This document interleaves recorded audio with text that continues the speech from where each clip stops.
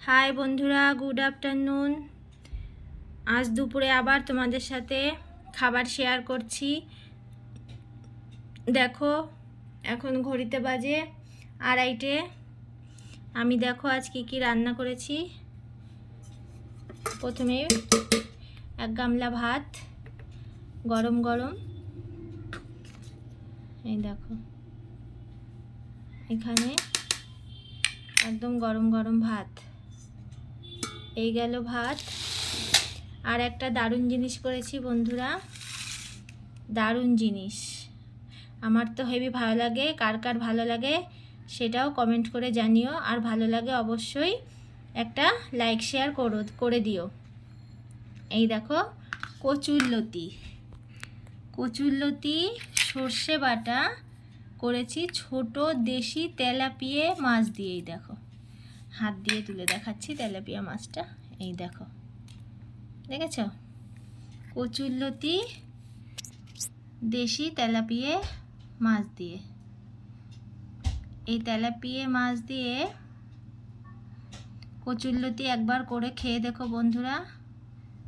যদি খেয়ে থাকো এর স্বাদ বুঝবে, আর যদি না খেয়ে থাকো তাহলে অবশ্যই করে খেয়ে দেখো।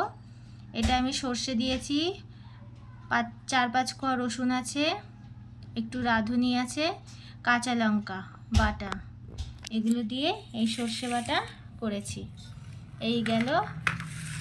আর এখানে আজকে তেলাপিয়া মাছের দুটোই রেসিপি, তেলাপিয়া মাছের। আর এই দেখো গরম গরম তেলাপিয়া মাছের উচ্ছে আলু দিয়ে ঝোল করেছি।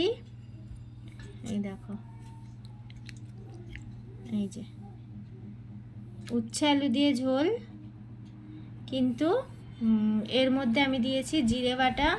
একদম কোনো কালার মালার দিইনি, আমি কোনো কাশ্মীরি গুঁড়ো লঙ্কা কিচ্ছু দিইনি।